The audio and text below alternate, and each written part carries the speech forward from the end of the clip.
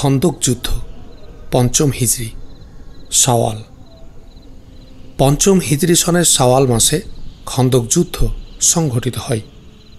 এ যুদ্ধের পটভূমি হল বনু নাজির ও বনু ওয়াইলের ইহুদিদের একটি সম্মিলিত প্রতিনিধি দল মক্কা গিয়ে কুরাইশদেরকে মদিনার উপর হামলা চালিয়ে রসুল্লাহ সাল্লাল্লাহু আলাইহি ওয়াসাল্লামকে নিশ্চিহ্ন করে দেওয়ার আহ্বান জানায় এবং এ কাজে তাদের পূর্ণ সহযোগিতার আশ্বাস দেয়। এই দলের মধ্যে উল্লেখযোগ্য লোক ছিল বনু নাজির গোত্রের সালাম ইবনে আবুল হুকাইক, হুয়াই ইবনে আখতাব, কিনানা ইবনে আবুল হুকাইক এবং ওয়াইল গোত্রের হাওজা ইবনে কায়েস ও আবু আম্মার। তারা আরবের বহুসংখ্যক গোত্রকে ঐক্যবদ্ধ করে রসুল্লাহ সাল্লাল্লাহু আলাইহি ওয়াসাল্লামের বিরুদ্ধে আক্রমণ চালাতে প্ররোচিত করে। কুরাইশরা তাদেরকে বলল, ইহুদিগণ, তোমরা প্রথম কিতাবের অধিকারী। আমাদের সাথে মুহাম্মাদের যে বিষয় নিয়ে মতভেদ তা তোমরা ভালো করেই জানো। তোমরাই বলো, আমাদের ধর্ম ভালো না মুহাম্মাদের ধর্ম ভালো? তারা বলল, তোমাদের ধর্ম মুহাম্মাদের ধর্মের চেয়ে শ্রেষ্ঠ এবং তোমরা সত্যের নিশানবাহী। তাদের সম্পর্কে আল্লাহ তাআলা সূরা নিসার এই আয়াতগুলো নাজিল করেন। তুমি কি সেই কিতাবধারীদের দেখনি যারা মূর্তি ও খোদাদ্রোহী শক্তিকে মানে এবং কাফিরদেরকে মুমিনদের চেয়ে বেশি সুপথ প্রাপ্ত বলে অভিহিত করে? তারাই আল্লাহর অভিশাপগ্রস্ত, আর যারা আল্লাহর অভিশপ্ত তাদের কোনো সাহায্যকারী কখনো মিলবে না। তাদের কি আল্লাহর রাজত্বে কোনো অংশ আছে যে তারা মানুষকে তা থেকে কণামাত্রও দেবে না? নাকি তারা মানুষকে আল্লাহ যে অনুগ্রহ দান করেছেন অর্থাৎ নবুয়াত তার ব্যাপারে হিংসে করে? আমি ইব্রাহিম আলাইহিস সালামের বংশধরকে তো কিতাব ও তত্ত্বজ্ঞান দান করেছি এবং তাদেরকে বিরাট রাজত্ব দিয়েছি। তাদের কেউ কেউ তার উপর ঈমান এনেছে, আবার কেউ কেউ তা গ্রহণ করতে মানুষকে বাধা দিয়েছে। তাদের জ্বালানোর জন্য জাহান্নামই যথেষ্ট। ইহুদিরা যখন কুরাইশদের সম্পর্কে এরূপ কথা বলল তখন তাদের আনন্দ যেন আর ধরে না। অধিকন্তু তারা যখন রসুল্লাহ সাল্লাল্লাহু আলাইহি ওয়াসাল্লামের উপর হামলা চালানোর আমন্ত্রণ জানালো তখন তারা তাতে একমত হলো এবং প্রতিশ্রুতিবদ্ধ হলো। পরে ওইসব ইহুদি গাতফান গোত্রের কাছে গেল এবং তাদেরকে রসুল্লাহ সাল্লাল্লাহু আলাইহি ওয়াসাল্লামের সাথে যুদ্ধ করার আমন্ত্রণ জানালো। তাদের সাথে নিজেদের অংশ নেওয়ার আশ্বাস তারা দিল। তাদেরকে জানালো যে কুরাইশরাও তাদের সাথে একমত হয়ে আক্রমণ চালাতে প্রস্তুত হয়েছে। যথাসময়ে কুরাইশ বাহিনী ও তাদের দলপতি আবু সুফিয়ান যুদ্ধের সাজে সজ্জিত হয়ে অভিযানে বেরিয়ে পড়ল। গাতফানও বেরোল বনু ফাজারা ও তার দলপতি ওয়াইনা ইবনে হিসানকে সাথে নিয়ে, আর বনু মুররাকে সাথে নিয়ে হারেস ইবনে আউফ ইবনে আবু হারেসা ও আসজা গোত্রকে সাথে নিয়ে তার দলপতি মিসআর ইবনে রুজাইলা রওনা হল। রসুল্লাহ সাল্লাল্লাহু আলাইহি ওয়াসাল্লাম এই যুদ্ধ প্রস্তুতির কথা জানতে পেরে তৎক্ষণাৎ মদিনার চারপাশে খন্দক বা পরিখা খনন করালেন। মুসলমানরা যাতে সওয়াবের আশায় এ কাজে ব্যাপকভাবে অংশগ্রহণে উৎসাহিত হয় সেজন্য তিনি নিজ হাতে পরিখা খননের কাজ করেন। তার সাথে মুসলমানরা ব্যাপকভাবে খননের কাজে যোগ দেয়। তিনি এবং তার সাহাবীগণ অবিশ্রান্তভাবে এই কাজ চালিয়ে যেতে থাকেন। কেবল কিছু সংখ্যক মুনাফিক রসুল্লাহ সাল্লাল্লাহু আলাইহি ওয়াসাল্লাম ও মুসলমানদের থেকে দূরে থাকে। তারা নানা রকমের ছল চাতুরির আশ্রয় নিয়ে কাজে ফাঁকি দিতে এবং রসুল্লাহ সাল্লাল্লাহু আলাইহি ওয়াসাল্লামের অজ্ঞাতসারে ও বিনা অনুমতিতে চুপিসারে বাড়ি চলে যেতে থাকে। পক্ষান্তরে মুসলমানদের মধ্যে কারো যদি মারাত্মক অসুবিধাও দেখা দিত এবং অনিবার্য প্রয়োজনে নিজ পরিবার পরিজনের কাছে যাওয়ার দরকার পড়ত, তাহলেও সে রসুল্লাহ সাল্লাল্লাহু আলাইহি ওয়াসাল্লামকে যথারীতি জানিয়ে তার কাছ থেকে অনুমতি নিয়ে যেত। রসুল্লাহ সাল্লাল্লাহু আলাইহি ওয়াসাল্লাম অনুমতি দিতে কুণ্ঠিত হতেন না। প্রয়োজন পূরণের সাথে সাথেই তারা এসে অবশিষ্ট কাজে শরিক হতো। এভাবে তারা পুণ্যকর্মে আগ্রহ ও আন্তরিকতার প্রমাণ দিত। আল্লাহ তাআলা এসব মুমিনদের প্রসঙ্গে সূরা নূরের এই আয়াত কটি নাজিল করেন। মুমিন তারাই যারা আল্লাহ ও তার রসুলের প্রতি বিশ্বাস স্থাপন করে আর রসুল সাল্লাল্লাহু আলাইহি ওয়াসাল্লামের সাথে মিলিত হয়ে কোনো গুরুত্বপূর্ণ কাজে রত থাকলেও তার অনুমতি না নিয়ে কোথাও যায় না। যারা তোমার কাছে অনুমতি চায় তারাই প্রকৃতপক্ষে আল্লাহ ও তার রসুলের প্রতি ঈমান পোষণ করে। হে নবী, তারা অর্থাৎ মুমিনরা তোমার কাছে তাদের কোনো ব্যাপারে অনুমতি চাইলে তুমি তাদেরকে ইচ্ছা হলে অনুমতি দিও এবং তাদের জন্য ক্ষমা প্রার্থনা করো। নিশ্চয় আল্লাহ ক্ষমাশীল। মুসলমানদের মধ্যে যারা নিষ্ঠাবান, সৎকর্মের প্রতি আগ্রহী এবং আল্লাহ ও তার রসুলের অনুগত, তাদেরকে লক্ষ্য করে এই আয়াত কয়টি নাজিল হয়। যেসব মুনাফিক নবী সাল্লাল্লাহু আলাইহি ওয়াসাল্লামের অনুমতি না নিয়ে চুপে চুপে চলে যেত, তাদের সম্পর্কে আল্লাহ আরও বলেন, তোমাদের প্রতি রাসূলের আহ্বানকে তোমাদের পরস্পরকে আহ্বান করার মতো মনে করো না। আল্লাহ তোমাদের এই সব লোককে ভালোভাবেই জানেন যারা আড়ালে আবডালে চুপে চুপে সরে পড়ে। রাসূলের হুকুম অমান্যকারীদের এ ব্যাপারে সাবধান হওয়া উচিত যে তাদের উপর যে কোনো মুহূর্তে মুসিবত কিংবা যন্ত্রণাদায়ক শাস্তি আপতিত হতে পারে। মনে রেখো, আসমান ও জমিনের সব কিছুই আল্লাহর। তোমরা কে সত্যের অনুসারী আর কে মিথ্যার অনুসারী তা তিনি ভালোভাবেই অবহিত। আর যেদিন তার কাছে তারা ফিরে যাবে সেদিন তিনি তাদেরকে তাদের কৃতকর্ম সম্পর্কে জানিয়ে দেবেন। বস্তুত আল্লাহ সর্বজ্ঞ। সূরা নূর আয়াত 64। এ আয়াত কটিতে রাসূলের অনুমতি না নিয়ে তার নির্দেশিত কাজ থেকে গোপনে সরে পড়া মুনাফিকদের বিবরণ দেয়া হয়েছে। রাসূলুল্লাহ সাল্লাল্লাহু আলাইহি ওয়াসাল্লাম পরীক্ষা খনন সম্পন্ন করতে কুরাইশরা কিনানা গোত্র, তিহমার অধিবাসী এবং তাদের বিভিন্ন গোত্রের লোকজন মিলিয়ে সর্বমোট 10,000 যোদ্ধা নিয়ে এসে পৌঁছল। তারা রুমা নামক স্থানে জুরুফ ও জুগাবার মধ্যবর্তী মুজতামাউল আসইয়ালে শিবির স্থাপন করল। গাতফান গোত্রের লোকেরাও তাদের নজদবাসী মিত্রদের নিয়ে হাজির হল। তারা উহুদের পার্শ্ববর্তী জাম্ব নাকামা নামক স্থানে শিবির স্থাপন করল। আর রাসূলুল্লাহ সাল্লাল্লাহু আলাইহি ওয়াসাল্লাম 3,000 মুসলিম সৈন্য নিয়ে সালা নামক পাহাড়কে পেছনে রেখে মুসলিম বাহিনীকে মোতায়েন করলেন। তার ও শত্রুদের মাঝে থাকল পরীক্ষা। শিশু ও নারীদেরকে তিনি আগে ভাগে দুর্গের মধ্যে রেখে আসার ব্যবস্থা করেন। আল্লাহর দুশমন বনু নাজির গোত্রের হুয়াই ইবনে আখতাব বনু কুরাইজা কাব ইবনে আসাদের কাছে গেল। বনু কুরাইজার সাথে রাসূলুল্লাহ সাল্লাল্লাহু আলাইহি ওয়াসাল্লামের আপোষ ও অনাগ্রাসন চুক্তির সংগঠক ছিল এ কাব ইবনে আসাদ। সে বনু কুরাইজার পক্ষ থেকে রাসূলুল্লাহ সাল্লাল্লাহু আলাইহি ওয়াসাল্লামকে শান্তির অঙ্গীকার দেয় ও চুক্তি সম্পাদন করে। কাব ভেতরে বসেই হুয়াইয়ের আগমন টের পেয়ে তার মুখের উপর দুর্গের দরজা বন্ধ করে দেয়। হুয়াই দরজা খুলতে বললে সে দরজা খুলতে অস্বীকার করে। হুয়াই পুনরায় দরজা খুলতে অনুরোধ করলে কাব বলল, ধিক তোমাকে হুয়াই, তুমি একটা অলক্ষণে লোক। আমি মুহাম্মাদের সাথে চুক্তিবদ্ধ এবং সে চুক্তি আমি ভঙ্গ করব না। আমি মুহাম্মাদের আচরণে প্রতিশ্রুতির প্রতি প্রগাঢ় শ্রদ্ধা ও নিষ্ঠার পরিচয়ই পেয়েছি। হুয়াই বলল, কি হলো, দরজাটা একটু খোলো না, আমি তোমার সাথে কিছু আলাপ করব। কাব বলল, আমি দরজা খুলতে পারবো না। হুয়াই বলল, তোমার খাদ্য গ্রহণ করব মনে করেই তুমি দরজা বন্ধ করেছ। এ কথায় কাব অপ্রস্তুত হয়ে গেল এবং দরজা খুলে দিল। অতপর সে বলল, আমি তোমার জন্য এ যুগের শ্রেষ্ঠ গৌরব ও উত্তাল তরঙ্গময় সমুদ্র এনে হাজির করেছি। নেতা ও সর্দার সহ সমস্ত কুরাইশ বাহিনীকে আমি জড়ো করেছি এবং তাদেরকে রুমা অঞ্চলের মুজতামাউল আসইয়ালে এনে হাজির করেছি। অপরদিকে গোটা গাতফান গোত্রীকেও তাদের নেতা ও গণ্যমান্য ব্যক্তিবর্গ সহ উহুদের পার্শ্ববর্তী জাম্ব নাকামায় এনে দাঁড় করিয়েছি।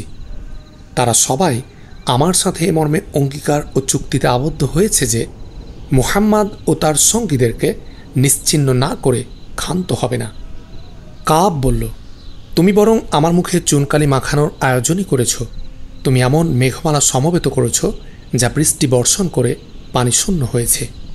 এখন তার শুধু তর্জন গর্জন সার, তার দেয়ার মতো কিছুই নেই। অতএব হে হুয়াই, ধিক তোমাকে, আমাকে উত্ত্যক্ত করো না, যেমন আছি থাকতে দাও। মুহাম্মদ আমার সাথে কোনো খারাপ আচরণ করেনি, সে শুধু সততা, ন্যায়নিষ্ঠা ও প্রতিশ্রুতি পরায়ণতারই পরিচয় দিয়েছে। তথাপি হুয়াই নাছোড়বান্দা হয়ে কাবের সাথে লেগে রইল। সে তার ঘাড়ের উপর হাত রেখে নাড়তে লাগল এবং অবশেষে বুঝিয়ে সুঝিয়ে তাকে রাজি করাতে সক্ষম হল। সে তার নিকট থেকে অঙ্গীকার আদায় করতে সক্ষম হল। সে বলল যে কুরাইশ ও গাতফান যদি মুহাম্মদকে হত্যা না করে ফিরে যায়, তাহলে সে কাবের সাথে তার দুর্গে অবস্থান করবে এবং উভয়ে পরস্পরের সুখ দুঃখের সম অংশীদার হবে। এভাবে কাব রাসূলুল্লাহ সাল্লাল্লাহু আলাইহি ওয়াসাল্লামের সাথে কৃত অঙ্গীকার ও চুক্তি ভঙ্গ করল। রাসূলুল্লাহ সাল্লাল্লাহু আলাইহি ওয়াসাল্লাম ও মুসলমানদের নিকট এ খবর পৌঁছলে তিনি আওস গোত্রের তৎকালীন নেতা সাদ ইবনে মুআজ ইবনে নুমান রাদিয়াল্লাহু আনহু, খাজরাজের নেতা সাদ ইবনে উবাদা ইবনে দুলাইম রাদিয়াল্লাহু আনহু, আবদুল্লাহ ইবনে রাওয়াহা রাদিয়াল্লাহু আনহু ও খাওয়াত ইবনে জুবাইর রাদিয়াল্লাহু আনহুকে পাঠালেন। তাদেরকে বলে দিলেন, তোমরা গিয়ে দেখো যে খবরটা পেয়েছি তা সত্য কিনা। যদি সত্য হয় তাহলে ফিরে এসে সংকেতমূলক ধ্বনি দিয়ে আমাকে জানাবে। প্রকাশ্যে বলে সাধারণ মুসলমানদের মনোবল ভেঙে দিও না। আর যদি তারা চুক্তির অনুগত থাকে তাহলে ফিরে এসে সে কথা প্রকাশ্যে ঘোষণা করবে। তারা গিয়ে দেখলেন কাব ও হুয়াই এবং তাদের সাঙ্গপাঙ্গরা যেরকম জানা গিয়েছিল তার চেয়েও জঘন্য মনোভাব পোষণ করছে রাসূলুল্লাহ সাল্লাল্লাহু আলাইহি ওয়াসাল্লামের বিরুদ্ধে। তারা বলল, রাসূলুল্লাহ আবার কে? মুহাম্মাদের সাথে কোনো চুক্তি বা অঙ্গীকার নেই। এ কথা শুনে সাদ ইবনে মুআজ রাদিয়াল্লাহু আনহু তাদের তিরস্কার করলেন। জবাবে তারাও তাকে পাল্টা তিরস্কার করল। বস্তুত সাদ ইবনে মুআজ একটু চড়া মেজাজের লোক ছিলেন। সাদ ইবনে উবাদা তাকে বললেন, তিরস্কার বাদ দিন, আমাদের ও তাদের মধ্যে যে চুক্তি রয়েছে তা তিরস্কারের চেয়ে অনেক বেশি। এরপর উভয় নেতা ও তাদের সঙ্গীদ্বয় রাসূলুল্লাহ সাল্লাল্লাহু আলাইহি ওয়াসাল্লামের কাছে ফিরে এসে তাকে সালাম জানিয়ে বললেন, আজল ও কারা, অর্থাৎ আজল ও কারা লোকেরা সাহাবী খুবাইব ও তার সঙ্গীদের রাদিয়াল্লাহু আনহুম প্রতি রাজিতে যেরূপ বিশ্বাসঘাতকতা করেছিল, এরাও সেই পথ ধরেছে। তা শুনে রাসূলুল্লাহ সাল্লাল্লাহু আলাইহি ওয়াসাল্লাম বললেন, আল্লাহু আকবার, হে মুসলমানগণ, তোমরা সুসংবাদ গ্রহণ করো। এই সময় মুসলমানদের উপর আপতিত দুর্যোগ ভয়াবহ রূপ ধারণ করল। তাদের মধ্যে ভীতি প্রবল হয়ে উঠল। চারদিক থেকে চিন্তা ভাবনা ঘুরপাক খেতে থাকল। মুসলিম দলভুক্ত মুনাফিকদের মুনাফিকিও প্রকাশ পেতে আরম্ভ করল। মুয়াত্তিব ইবনে কুসাই তো বলেই ফেলল, মুহাম্মদ আমাদের প্রতিশ্রুতি দিয়েছিল যে আমরা পারস্য ও রোম সাম্রাজ্যের যাবতীয় ধন দৌলতের মালিক হয়ে যাব, অথচ আজ অবস্থা এই যে আমরা নিরাপদে পায়খানায় যেতে পারছি না। আওস ইবনে কাজি বললেন, হে আল্লাহর রসুল, আমাদের বাড়িঘর তথা পরিবার পরিজন অরক্ষিত হয়ে পড়েছে, অর্থাৎ তাদেরই গোত্রের কিছু সংখ্যক লোকের পক্ষ থেকে হুমকি এসেছে। অতএব আমাদেরকে বাড়িতে ফিরে যেতে দিন, কেননা আমাদের বাড়িঘর মদিনার বাইরে অবস্থিত। এরূপ পরিস্থিতির মধ্য দিয়ে রাসূলুল্লাহ সাল্লাল্লাহু আলাইহি ওয়াসাল্লাম ও মুশরিকরা 20 দিনের বেশি ও 1 মাসের কম সময় পরস্পরের মুখোমুখি অবস্থান করলেন। দুপক্ষের মধ্যে তীর নিক্ষেপ ও অবরোধ ছাড়া আর কোনো রকম যুদ্ধ হয়নি।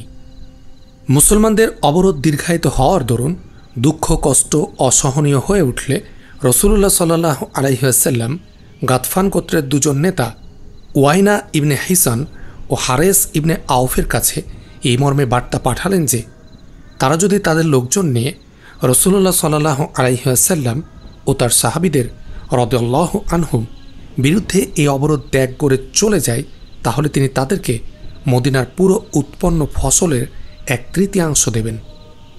এই প্রস্তাবের ভিত্তিতে রাসূলুল্লাহ সাল্লাল্লাহু আলাইহি ওয়াসাল্লাম ও গাতফানিদের মধ্যে সন্ধি হলো এবং সন্ধির দলিল লেখা হলো। কেবল স্বাক্ষর দান ও সিদ্ধান্ত চূড়ান্তকরণের কাজ বাকি রইল। তবে লেনদেনের ব্যাপারে উভয় পক্ষের দর কষাকষি ও সম্মতি দানের কাজটা চূড়ান্ত করা হলো। অবশিষ্ট কাজটুকু করার পূর্বে রাসূলুল্লাহ সাল্লাল্লাহু আলাইহি ওয়াসাল্লাম সাদ ইবনে মুআজ ও ও সাদ ইবনে উবাদাকে রাদিয়াল্লাহু আনহুম ডেকে পাঠালেন। তারা এলে তিনি তাদেরকে বিষয়টা অবহিত করলেন এবং পরামর্শ চাইলেন। উভয়ে বললেন, ইয়া রসুল আল্লাহ, এটা কি আমাদের কল্যাণার্থে আপনার নিজের প্রস্তাব, না আল্লাহ আপনাকে এজন্য নির্দেশ দিয়েছেন যা আমাদের করতেই হবে? তিনি বললেন, এটা আমার নিজেরই উদ্যোগ, কারণ আমি দেখছি গোটা আরব ঐক্যবদ্ধ হয়ে তোমাদের উপর সর্বাত্মক হামলা চালিয়েছে এবং সব দিক দিয়ে তোমাদের উপর দুর্লক্ষ অবরোধ আরোপ করেছে। তাই যতটা পারা যায় আমি তাদের শক্তি চূর্ণ করতে চাচ্ছি। সাদ ইবনে মুআজ বললেন, ইয়া রসুল আল্লাহ, ইতোপূর্বে আমরা এবং এসব লোক শিরক ও মূর্তি পূজায় লিপ্ত ছিলাম। তখন আমরা আল্লাহকে চিনতাম না এবং আল্লাহর ইবাদতও করতাম না। সে সময় তারা মেহমানদারির অথবা বিক্রয়ের সূত্রে ছাড়া আমাদের একটা খোরমাও খেতে পারেনি। আর আজ আল্লাহ যখন আমাদেরকে ইসলামের গৌরব ও সম্মানে ভূষিত করেছেন, সত্যের পথে পরিচালিত করেছেন, তখন তাদেরকে আমাদের ধন সম্পদ দিতে হবে? আল্লাহর কসম, আমাদের এসবের কোনো প্রয়োজন নেই। আল্লাহর কসম, তরবারির আঘাত ছাড়া তাদেরকে আমরা আর কিছুই দেব না। এভাবে আল্লাহ তাদের ও আমাদের ভাগ্য নির্ধারিত করে দেবেন। রাসূলুল্লাহ সাল্লাল্লাহু আলাইহি ওয়াসাল্লাম বললেন, বেশ, তাহলে এ ব্যাপারে তোমার মতই মেনে নিলাম। এরপর সাদ ইবনে মুআজ চুক্তিপত্রখানা হাতে নিয়ে সমস্ত লেখা মুছে ফেললেন এবং তিনি বললেন, এরা যা পারে করুক। রাসূলুল্লাহ সাল্লাল্লাহু আলাইহি ওয়াসাল্লাম ও মুসলমানগণ শত্রুর অবরোধের ভেতরে অবস্থান করতে লাগলেন। কোনো যুদ্ধই হলো না। অবশ্য আমর ইবনে আবদে উদ, ইকরিমা ইবনে আবু জাহল, হুবাইরা ইবনে আবু ওয়াহাব ও দিরার ইবনে খাত্তাব প্রমুখ কতিপয় কুরাইশ অশ্বারোহী যুদ্ধ শুরু করার উদ্যোগ নিয়েছিল। তারা ঘোড়ায় চড়ে বনু কিনানার কাছে চলে এলো এবং বলল, হে বনু কিনানা, যুদ্ধের জন্য প্রস্তুত হও। আজ দেখবে যুদ্ধে কারা বেশি পারদর্শী। অতপর তারা দ্রুতবেগে ঘোড়া ছুটিয়ে গেল এবং পরিখার কিনারে গিয়ে থামল। পরীক্ষা দেখে তারা হতবাক হয়ে বলল, আল্লাহর কসম, এটা এমন একটা যুদ্ধ কৌশল আরবরা কখনো উদ্ভাবন করতে পারেনি। অতপর পরীক্ষার সবচেয়ে কম প্রশস্ত জায়গা দেখে তারা পরীক্ষা পার হলো। ঘোড়ায় চড়ে তারা সালা পর্যন্ত এবং পরীক্ষার মধ্যবর্তী মুসলমানদের অবস্থানে যেয়ে হাজির হলো। আলী রাদিয়াল্লাহু আনহু কতিপয় মুসলমানকে সাথে নিয়ে মোকাবেলার জন্য এগিয়ে যান এবং যে উন্মুক্ত স্থানটি দিয়ে কাফিররা ঘোড়া ছুটিয়ে এসেছিল সেখানে তাদের গতিরোধ করে দাঁড়ান। অশ্বারোহীরা তাদের দিকে ছুটে আসতে থাকে। আমর ইবনে আবদে উদ বদর যুদ্ধে আহত হয়ে এতটা অচল হয়ে গিয়েছিল যে উহুদ যুদ্ধে হাজির হতে পারেনি। সে নিজের মর্যাদা জাহির করার উদ্দেশ্যে একটি বিশেষ প্রতীক দ্বারা নিজেকে চিহ্নিত করে এসেছিল। সে এসেই হুঙ্কার দিল, কে লড়াই করবে আমার সাথে? আলী রাদিয়াল্লাহু আনহু তার সামনে এগিয়ে গেলেন। তিনি বললেন, হে আমর, তুমি আল্লাহর কাছে অঙ্গীকার করেছিলে যে কুরাইশদের কোনো লোক তোমাকে যে কোনো দুইটি কাজের একটির দিকে দাওয়াত দেবে, তুমি তা গ্রহণ করবে, সত্য কিনা? সে বলল, হ্যাঁ। আলী রাদিয়াল্লাহু আনহু বললেন, আমি তোমাকে আল্লাহ, তার রসুল ও ইসলামের দিকে দাওয়াত দিচ্ছি। সে বলল, এতে আমার কোনো প্রয়োজন নেই। আলী বললেন, তাহলে আমি তোমাকে যুদ্ধের দাওয়াত দিচ্ছি। সে বলল, তা কেন ভাতিজা? আমি তো তোমাকে হত্যা করতে চাই না। আলী রাদিয়াল্লাহু আনহু বললেন, কিন্তু আমি তো তোমাকে হত্যা করতে চাই। একথা শুনে আমর উত্তেজিত হল। সে ঘোড়ার উপর থেকে লাফিয়ে পড়ে প্রথমে ঘোড়াকে হত্যা করল এবং তার মুখে আঘাত করল। অতপর আলী রাদিয়াল্লাহু আনহুর দিকে এগিয়ে এলো। উভয়ের মধ্যে ঘোরতর যুদ্ধ হল। অবশেষে আলী রাদিয়াল্লাহু আনহু তাকে হত্যা করলেন। অতপর তার ঘোড়সাওয়ার দলটি পরাজিত হয়ে পরীক্ষা পেরিয়ে পালিয়ে গেল। আমর নিহত হওয়ায় হতাশ হয়ে আবু জাহল তনয় ইকরিমা তার বর্শা ফেলে দিয়ে পালালো। তা দেখে মুসলিম কবি হাসান ইবনে সাবিত বলেন, সে পালিয়ে গেল এবং আমাদের জন্য তার বর্শা ফেলে রেখে গেল। হে ইকরিমা, তুমি এমন ভান করেছ যেন যুদ্ধ করনি। তুমি নর উট পাখির মতো ঊর্ধ্বশ্বাসে পালিয়েছ। ভাবখানা এই যে তুমি যেন রাস্তা থেকেই আলাদা হয়েছ। তুমি আপোষের মনোভাব নিয়ে একটুও পেছনে ফেরোনি। তোমার পালানো দেখে তোমার পিঠ হায়নার পিঠ বলে মনে হচ্ছিল। খন্দক ও বনু কুরাইজার যুদ্ধে রসুলুল্লাহ সাল্লাল্লাহু আলাইহি ওয়াসাল্লামের সাহাবীগণের সংকেত ধ্বনি ছিল হুম লা ইউনসরুন, অর্থাৎ শত্রুপক্ষের পরাজয় অবধারিত। শত্রুদের শক্তি ও পরাক্রম এবং অতিমাত্রায় সংখ্যাধিক্যের চাপে রসুলুল্লাহ সাল্লাল্লাহু আলাইহি ওয়াসাল্লাম ও তার সাহাবাগণকে প্রচণ্ড ভয় ও ত্রাসের মধ্যে রণাঙ্গনে টিকে থাকতে হয়েছিল। অবশেষে নাইম ইবনে মাসউদ নামক গাতফান গোত্রের এক ব্যক্তি রসুলুল্লাহ সাল্লাল্লাহু আলাইহি ওয়াসাল্লামের নিকট এসে বলল, ইয়া রসুলাল্লাহ, আমি ইসলাম গ্রহণ করেছি, তবে আমার গোত্র এ কথা জানে না। এখন আপনি আমাকে প্রয়োজনীয় যে কোনো নির্দেশ দিন। রসুলুল্লাহ সাল্লাল্লাহু আলাইহি ওয়াসাল্লাম বললেন, আমাদের মধ্যে তুমি একমাত্র ব্যক্তি যে শত্রুপক্ষের বিশ্বাসভাজন। তুমি যদি পারো আমাদের পক্ষ হয়ে শত্রুদের পর্যদস্ত করো। যুদ্ধ তো কৌশলেরই নামান্তর। নাইম ইবনে মাসউদ বনু কুরাইজা গোত্রের কাছে গেলেন। জাহিলি যুগে তিনি তাদের অন্তরঙ্গ বন্ধু ছিলেন। তিনি তাদেরকে বললেন, হে বনু কুরাইজা, আমি তোমাদের কত ভালোবাসি তা নিশ্চয়ই তোমাদের জানা আছে। বিশেষ করে তোমাদের সাথে আমার যে নিখাদ সম্পর্ক রয়েছে তা তোমাদের অজানা নয়। তারা বলল, হ্যাঁ, এ কথা সত্য। তোমার বিরুদ্ধে আমাদের কখনো কোনো অভিযোগ ছিল না। তখন তিনি বললেন, কুরাইশ ও গাতফানের অবস্থা তোমাদের থেকে স্বতন্ত্র। এ শহর তোমাদেরই শহর। এখানে তোমাদের স্ত্রী, কন্যা, সন্তান ও ধন সম্পদ রয়েছে। এগুলো অন্যত্র সরিয়ে নেওয়া তোমাদের পক্ষে সম্ভব নয়। কুরাইশ ও গাতফান মুহাম্মদ ও তার সাহাবীদের সাথে লড়তে এসেছে। তোমরা তাদের সাহায্য সহযোগিতা করছো, অথচ তাদের আবাসভূমি, ধন সম্পদ ও পরিবার পরিজন অন্যত্র রয়েছে। সুতরাং তারা তোমাদের মতো অবস্থায় নেই। তারা যদি এখানে স্বার্থ দেখতে পায় তাহলে তারা তা নেবেই, আর যদি না পায় তবে নিজেদের আবাসভূমিতে চলে যাবে। তখন তোমরা এ শহরে একাকী মুহাম্মাদের সম্মুখীন হবে। সে অবস্থায় তার বিরুদ্ধে তোমরা টিকতে পারবে না। অতএব মুসলমানদের সাথে লড়াই করতে হলে আগে কুরাইশদের মধ্যে হতে কতিপয় নেতাকে জিম্মি হিসাবে হাতে নাও। তারা তোমাদের হাতে জামানত হিসাবে থাকবে। তখন তোমরা নিশ্চিন্ত হতে পারবে। তাদেরকে সাথে নিয়ে তোমরা মুহাম্মাদের সাথে লড়াই করে তাকে পরাজিত করতে পারবে।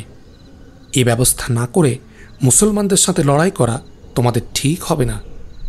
তারা বলল, তুমি ঠিক পরামর্শ দিয়েছ। এরপর তিনি কুরাইশদের কাছে গিয়ে আবু সুফিয়ান ও তার সহযোগী কুরাইশ নেতৃবৃন্দকে বললেন, তোমরা নিশ্চয় জানো যে আমি তোমাদের পরম হিতাকাঙ্ক্ষী এবং মুহাম্মাদের ঘোর বিরোধী। আমি একটা খবর শুনেছি, সেটা তোমাদেরকে জানানো আমার কর্তব্য এবং তোমাদের হিত কামনার দাবি। কথাটা তোমরা কারো কাছে প্রকাশ করো না। তারা বলল, ঠিক আছে, আমরা তা কারো কাছে প্রকাশ করব না।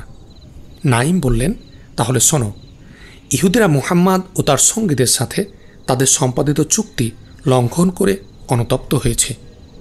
তারা মুহাম্মাদের কাছে বার্তা পাঠিয়েছে যে আমরা যা করেছি তার জন্য অনুতপ্ত।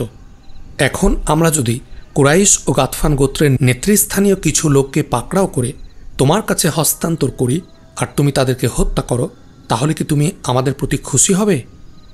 এরপর আমরা তোমার সাথে মিলিত হয়ে কুরাইশ ও গাতফানের অবশিষ্ট সবাইকে খতম করব। এ কথায় মুহাম্মদ রাজি হয়েছে। নাইম আবু সুফিয়ানকে আরও বললেন, ইহুদিরা যদি তোমাদের কতিপয় লোককে জিম্মি করে রাখতে চায় তাহলে খবরদার একটি লোকও তাদের হাতে সমর্পণ করো না। এরপর নাইম গাতফানিদের কাছে গিয়ে বললেন, হে বনু গাতফান, তোমরাই আমার স্বগোত্র ও আপনজন। তোমরা আমার কাছে সবার চাইতে প্রিয়। মনে হয় আমার বিরুদ্ধে তোমাদের কোনো অভিযোগ নেই। তারা বলল, তুমি সত্য বলেছ, তোমার বিরুদ্ধে আমাদের কোনো অভিযোগ নেই। নাইম বললেন, তাহলে আমি যে খবর দিচ্ছি তা কাউকে জানতে দিও না। তারা বলল, ঠিক আছে, তোমার কথার গোপনীয়তা রক্ষা করা হবে। নাইম তখন তাদেরকে অবিকল কুরাইশদের কাছে যা বলেছেন তারই পুনরাবৃত্তি করলেন এবং জিম্মির প্রশ্নে কুরাইশদের কাছে যে সতর্কবাণী উচ্চারণ করেছেন গাতফানিদের কাছেও তাই উচ্চারণ করলেন। পঞ্চম হিজরির শাওয়াল মাসের শনিবারের পূর্বরাত্রের ঘটনা। আল্লাহ তাআলা সিও রাসূলের সপক্ষে গোটা পরিস্থিতির মোড় পরিবর্তন করে দিলেন।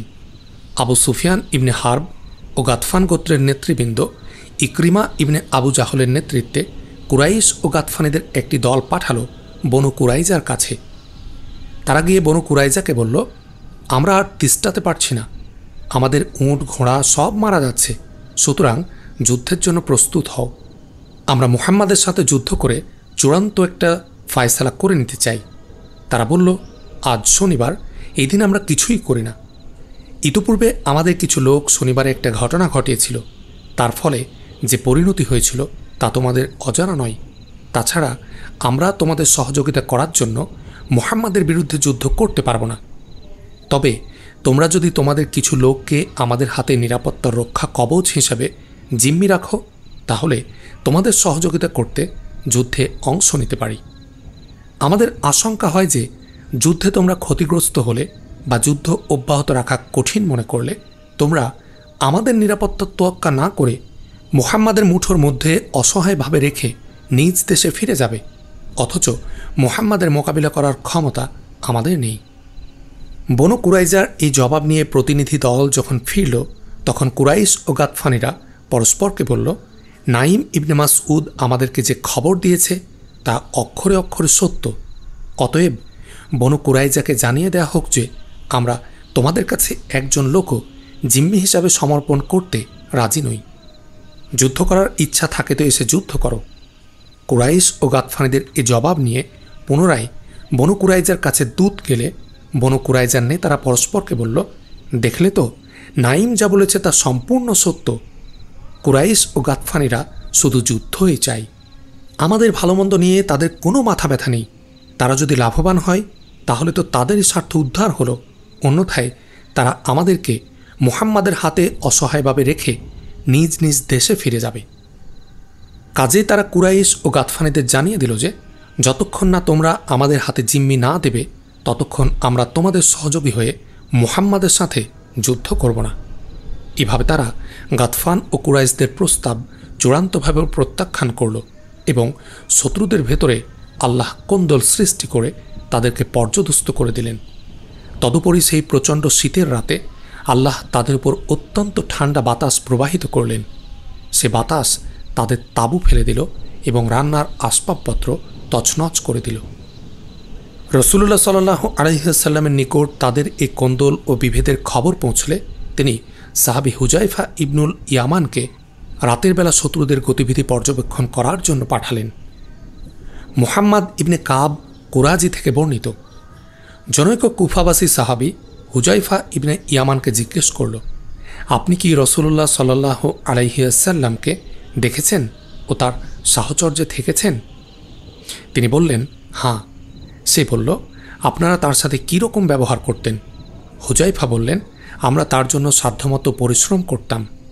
কুফাবাসী লোকটি বলল, খোদার কসম, আমরা যদি তাকে জীবিত পেতাম তাহলে তাকে মাটিতে হেঁটে চলতে দিতাম না, বরং ঘাড়ে চড়িয়ে রাখতাম। হুজাইফা রাদিয়াল্লাহু আনহু বললেন, ভাতিজা শোনো, রসুল্লাহ সাল্লাল্লাহু আলাইহি ওয়াসাল্লামের সাথে আমরা পরীক্ষায় ছিলাম। তিনি রাতের একাংশ নামাজ পড়ে কাটালেন। পরে তিনি আমাদের দিকে ফিরে তাকিয়ে বললেন, তোমাদের মধ্যে এমন কে আছে যে শত্রুদের গতিবিধির খোঁজ নিয়ে আবার ফিরে আসতে পারে? আমি আল্লাহর কাছে প্রার্থনা করছি সে যেন জান্নাতে আমার সাথী হয়। রসুল্লাহ সাল্লাল্লাহু আলাইহি ওয়াসাল্লাম কাজ সেরে ফিরে আসার শর্ত আরোপ করছিলেন। মুসলমানদের মধ্যে কেউই ভয়, শীত ও ক্ষুধার দরুন যাওয়ার শক্তি পাচ্ছিল না। কেউ যখন প্রস্তুত হলো না তখন রসুল্লাহ সাল্লাল্লাহু আলাইহি ওয়াসাল্লাম আমাকে ডাকলেন। ফলে আমাকে যাওয়ার জন্য প্রস্তুত হতেই হলো। তিনি বললেন, হে হুজাইফা, যাও, শত্রুদের ভেতরে যাও, তারপর দেখো তারা কী করছে। আমাদের কাছে ফিরে না এসে তুমি কোনো কিছু ঘটিয়ে বসো না যেন। এরপর আমি গেলাম এবং সন্তর্পণে শত্রু বাহিনীর ভেতরে ঢুকে পড়লাম। তখনও বাতাস ও আল্লাহর অদৃশ্য সৈন্যরা তাদেরকে হ্যাস্তন্যস্ত করে চলেছে। তাদের তাঁবু ও রান্নার হাঁড়ি পাতিল সবই লণ্ডভণ্ড হয়ে গেছে এবং আগুন নিভে গেছে। তখন আবু সুফিয়ান তাদের বলল, হে কুরাইশগণ, তোমরা প্রত্যেকে নিজের আশপাশে খেয়াল করে দেখো অন্য কেউ আছে কি না। একথা শোনার পর আমিই প্রথম পার্শ্ববর্তী লোকের গায়ে হাত দিয়ে জিজ্ঞেস করলাম, তুমি কে? সে বলল, অমুকের ছেলে অমুক। পরে আবু সুফিয়ান বলল, হে কুরাইশগণ, তোমরা যে স্থানে অবস্থান করছো সেই স্থান আর অবস্থানের যোগ্য নেই। আমাদের উট ঘোড়াগুলো মরে গেছে, আর বনু কুরাইজা আমাদেরকে পরিত্যাগ করেছে। আমরা যা অপছন্দ করি তারা তাই করেছে। প্রচণ্ড ঝড় বাতাসে আমাদের কি দশা হয়েছে তা দেখতেই পাচ্ছ। আমাদের রান্নার সাজ সরঞ্জাম, তাঁবু ইত্যাদি লণ্ডভণ্ড হয়ে গেছে, এমনকি আগুনও নিভে গেছে। অতএব তোমরা সবাই নিজ বাড়ি অভিমুখে যাত্রা করো, আমি রওনা হচ্ছি। কথা বলেই সে তার উটের দিকে এগিয়ে গেল। উটটি ছিল বাঁধা। সে উটের পিঠে উঠে বসল, অতঃপর সেটিকে আঘাত করল। 3 বার আঘাত করার পর সেটি লাফিয়ে উঠল। উটটার বাঁধন খুললেও সেটি দাঁড়িয়েই ছিল। রাসূলুল্লাহ সাল্লাল্লাহু আলাইহি ওয়াসাল্লাম যদি আমাকে নির্দেশ না দিতেন যে ফিরে না আসা পর্যন্ত কোনো কিছু ঘটিয়ে বসবে না, তাহলে আমি ইচ্ছা করলেই তাকে হত্যা করতে পারতাম। হুজাইফা বললেন, অতঃপর আমি রাসূলুল্লাহ সাল্লাল্লাহু আলাইহি ওয়াসাল্লামের কাছে ফিরে গেলাম। তখন তিনি একটি ইয়ামানি কম্বল গায়ে জড়িয়ে নামাজ পড়ছিলেন। নামাজের মধ্যেই তিনি আমাকে দেখে পায়ের কাছে টেনে নিলেন এবং কম্বলের একাংশ আমার গায়ের উপর তুলে দিলেন। এই অবস্থায় তিনি রুকু ও সিজদা করলেন। সালাম ফিরানোর পর আমি তাকে শত্রুদের সব খবর জানালাম। গাতফানেরা কুরাইশদের ফিরে যাওয়ার কথা জানতে পেরে স্বদেশ ভূমির পথে রওনা হলো। সকালবেলা রাসূলুল্লাহ সাল্লাল্লাহু আলাইহি ওয়াসাল্লাম ও মুসলমানগণ পরিখা ত্যাগ করে মদিনায় চলে গেলেন এবং অস্ত্র রেখে দিলেন।